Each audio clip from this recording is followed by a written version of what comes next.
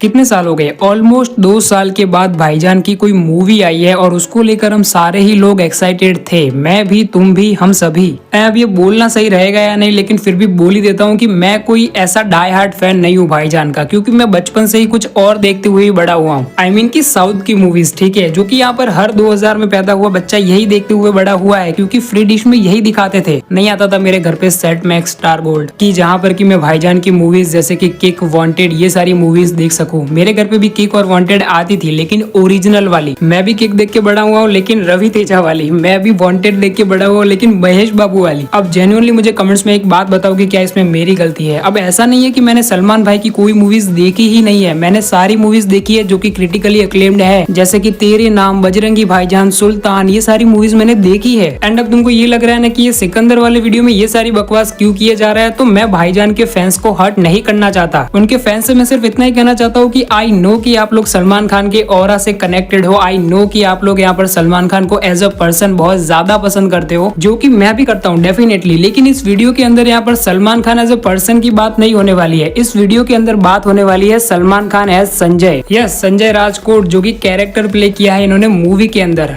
Play किया है क्या? सॉरी, याद रखना, हट नहीं करना चाहता। और सॉरी कि यहाँ पर 1 मिनट 25 सेकंड तक यही बकवास करता रहा मैं। अब वीडियो को शुरू करते हैं। अरे यार, 10-11 मिनट की वीडियो है, देखो, मजे लो, फिर दूसरे वीडियो पे जाओ। चिल।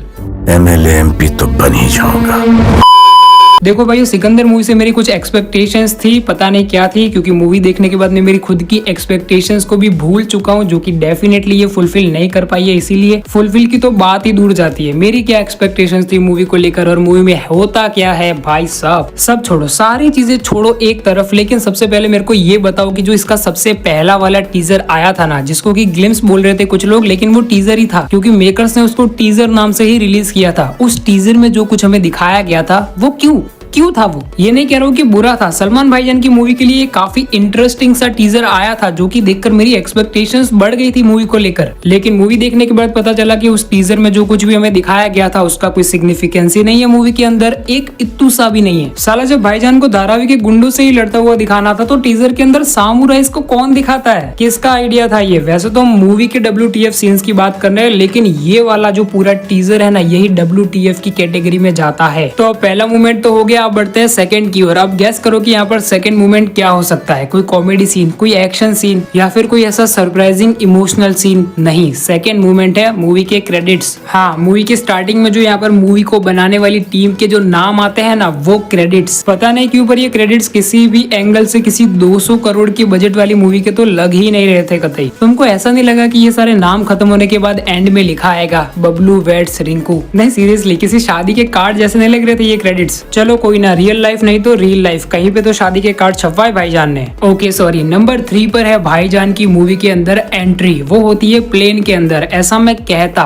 अगर सच में प्लेन के अंदर होती तो, लेकिन वो प्लेन के अंदर नहीं, प्लेन का सेट है। कोई बुरी बात नहीं है कि यहाँ पर इन लोगों ने प्लेन का सेट लगाया फिर वहां पर शूट किया, लेकिन भाई नोटिस हो जाता है ना, दिक्कत वहां पे हो जाती है। लेकिन यहाँ पर एंट्री सीन के अंदर, अपने भाईजान के एंट्री सीन के अंदर जितने भी सारे एक्शन कोरियोग्राफर्स थे ना, उन्होंने एकदम मस्त काम किया है। एंड मूवी शूट होने के बाद जो पोस्ट प्रोडक्शन होता है, उसके अंदर जो एडिटर्स बैठे थे और जो भी VFX वाले बैठे थे, उन्होंने भी काफी अच्छा काम किया है। वैसे ये कोई ऐसा एक्शन सीक्वेंस नहीं था जहाँ पर कि VFX की जरूरत पड़े, लेकिन इफ यू नो कि कहाँ पर यूज किया है इन्होंने VFX एंड ऑल्सो CGI, क्योंकि दोनों की जरूरत पड़ेगी ना। ओके, अब नंबर 4 पर भी यहाँ पर अपने भाईजान के पूरे एंट्री सीन का एक छोटा बट क्रिएटिव सीक्वेंस है, जहाँ पर की अपने मूवी का जो मेन विलन है उसका एक बेटा है और उसके कई सारे बाउंसर्स भी है। तो यहाँ पर फाइट के बीच में 2 बाउंसर्स यहाँ पर भाईजान के दोनों हाथ दोनों साइड से पकड़ लेते हैं। एंड भाईजान लॉक हो चुके हैं। अब इस सिचुएशन में वो क्या करेंगे? वो यहाँ पर उन्होंने जो ब्लेजर पहना है उसके एक साइड से हाथ निकालेंगे और फिर दूसरे विलन को मारेंगे। तब तक जहाँ से हाथ निकाला है उसने क्या पकड़ा है वो साइड की बात है, ठीक है। अब यहाँ पर मुझे भी लगता है कि मैं कुछ भी बोल दूं, लेकिन वो सीन देखने में काफी ज्यादा कूल तो लग रहा था, ठीक है, मुझे पसंद आया वो सीन, ठीक है। अब बढ़ते हैं आगे, नंबर 5। अब यहाँ पर अपने मूवी के अंदर जो मेन विलन है अपने कटप्पा यानी कि सत्यराज की एंट्री, उनका जो पूरा एंट्री सीक्वेंस है ना, जहाँ पर की उनका भौकाल सेटअप किया किया जा रहा है। क्या तुमको भी ऐसा लगा कि वो सीन कुछ ऐसी वाइब्स दे रहा था जैसे कि वो पहले बहुत पुरानी तेलुगु मूवीज की आती थी, जहाँ पर कि एक साइको पॉलिटिकल विलन होता है जिससे कि डायरेक्टर 2-4 के सर फुड़वा देता है बस उसका भौकाल सेटअप करने के लिए कि डरो इससे सालो। अरे ऐसे सारे विलन से हम बचपन में कनेक्ट होते थे। अभी थैनोस को देख चुका हूँ मैं, और अभी ये देखो, ये वही क्रीपी सी स्माइल लेके घूमते रहते हैं पूरी मूवी के अंदर। सॉरी टू से, लेकिन यहाँ पर इस पूरी दुनिया में मेरे को पॉलिटिशियन के रूप में सिर्फ ये आदमी पसंद है, और कायनात खत्म होने तक यही रहेगा मेरा फेवरेट पॉलिटिशियन। एंड में नंबर 6 पर है वो सीन जहाँ पर कि होम मिनिस्टर के बेटे को पीटने के बाद होम मिनिस्टर राजकोट के अंदर, जहाँ पर कि संजय राजकोट रहते हैं, वहाँ की पुलिस को ये ऑर्डर देता है कि जाकर उसको हिरासत में लो। तो वो जाता है वहाँ पर, एंड महल के अंदर जाने के बाद 2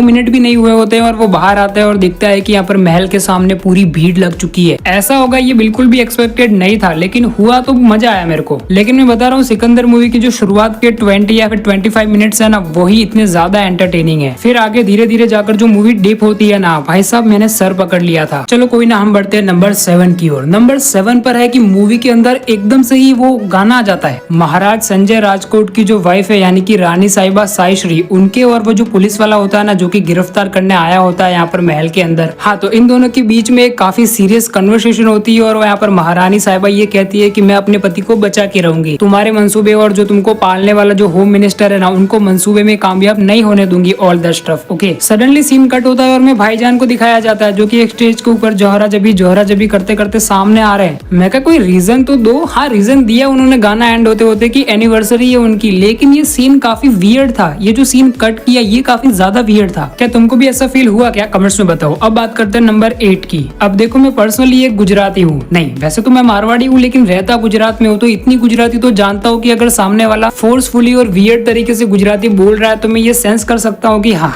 ये फोर्सफुल था। एंड मैंने इस मूवी के अंदर जितने भी कैरेक्टर्स के थ्रू यहाँ पर, इवन सलमान खान के थ्रू भी यहाँ पर जितनी भी गुजराती सुनी है, मुझे फोर्सफुल ही लगी है। आई डोंट नो कि यहाँ पर इन्होंने साइड एक्टर्स के नाम पर ऐसे एक्टर्स को ही क्यों लिया जिनको कि यहाँ पर गुजराती के नाम पर सिर्फ कैम छो मजा में ये सब कुछ ही आता है। और राजकोट का राजा पूरी मूवी के अंदर हिंदी में बात कर रहा है यार, अब ये कैसे बचाऊं मैं। और भाईजान ने यहाँ पर गुजराती बोली भी, लेकिन सिर्फ एक लाइन भी नहीं, एक वर्ड, ठीक 6 इंटरवल के पहले। क्या उसके बाद इन्होंने कुछ बोला था क्या गुजराती में? मैंने नोटिस नहीं किया। अगर तुमने कुछ और सुना हो अपने भाईजान के मुंह से गुजराती के अंदर तो क्या करना है तुम्हें पता ही है। नंबर 9 पर मैंने रखा है पूरी शर्मन जोशी की परफॉर्मेंस इन दिस मूवी। यार ये आदमी इतना धीरे धीरे काहे बोल रहा है सलमान भाई की तरह? सलमान भाई की तो हैबिट है एंड ये उनका स्टाइल है कि वो डायलॉग को धीरे धीरे बोलते हैं, जिससे कि कूल तो नहीं लगता, लेकिन फिर भी क्या करें। मतलब भाईजान पहले की मूवीज में जो धीरे धीरे डायलॉग को बोलते थे, अब तो बिल्कुल ही धीरे धीरे हो गया है, इसलिए मैंने ऐसा बोला। ठीक है, वैसे हम किसकी बात कर रहे थे? शर्मन जोशी। हाँ, शर्मन जोशी इतना धीरे धीरे डायलॉग बोल रहे थे इस मूवी के अंदर कि ऐसा लग रहा था कि भाई की तरह उनको भी कोई इंटरेस्ट ही नहीं है एक्टिंग करने के अंदर, या फिर वो भाई को चैलेंज नहीं करना चाहते थे,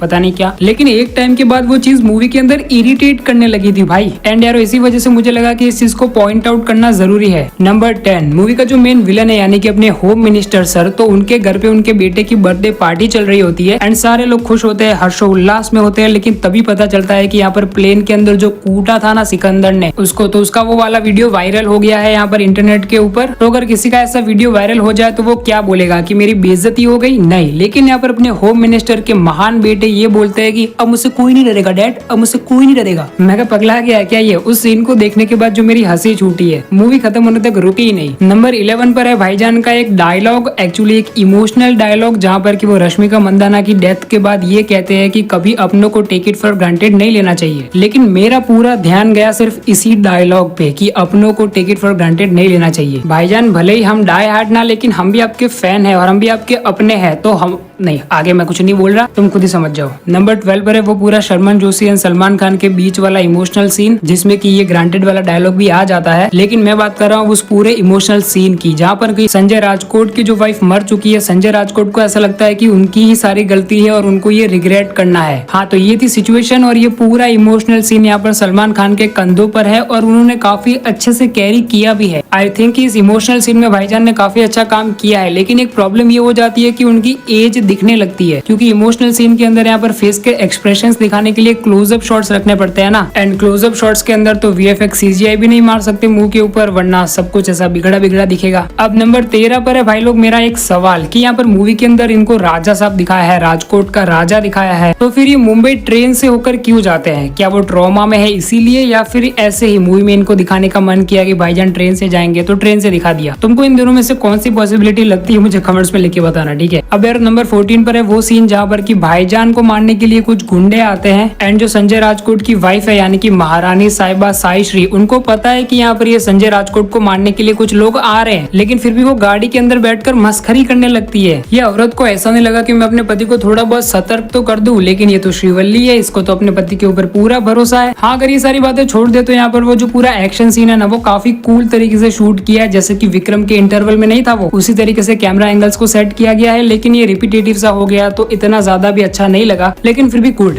ठीक है, बढ़िया था। अब नंबर 15 पर है 2 सीन भाईजान के उस बच्चे के साथ जिसके अंदर की यहाँ पर रश्मिका मंदाना का जो कैरेक्टर है साई श्री का, उसके लंग्स लगे हुए हैं। हाँ, तो जब भाईजान मुंबई आते हैं और पहली बार उस बच्चे से मिलते हैं तो वो बच्चा कहता है कि खो जाओ मेरी पीठ के अंदर, तो भाईजान खो जाता है, अंदर नहीं ऊपर, सॉरी। ये सीन एक इमोशनल सीन के तौर पर दिखाया गया है, लेकिन मेरे को हंसना आ गया भाई। एंड एक दूसरा सीन जहाँ पर कि भाईजान उस बच्चे से कहते हैं कि बस तू एक लंबी लंबी सांसें लिया कर, ऐसा एक डायलॉग है मूवी के अंदर। एंड नंबर 16 पर है इस मूवी के अंदर जो पैसा दिखाया गया है ना, वो चिल्ड्रन बैंक ऑफ इंडिया के नोट्स। ओके डन, हो गए 16 सीन्स। अब हाँ, तुम्हारी ये कंप्लेन रहेगी कि यहाँ पर इंटरवल के पहले के सीन्स को ही क्यों डाला है वीडियो के अंदर, तो अब भाईजान की मूवी है, ऐसे कैसे छोड़ दे? अब इसका पार्ट 2 भी बनाएगा मैं, जिसमें कि मैं कई सारे अच्छे सीन्स को भी रखने वाला हूँ, क्योंकि यहाँ पर इंटरवल के बाद काफी अच्छे अच्छे सीन्स भी हैं जो कि देखने में प्लीजिंग लगते हैं। तो ठीक है, अब मिलते हैं नेक्स्ट वीडियो में, बाय।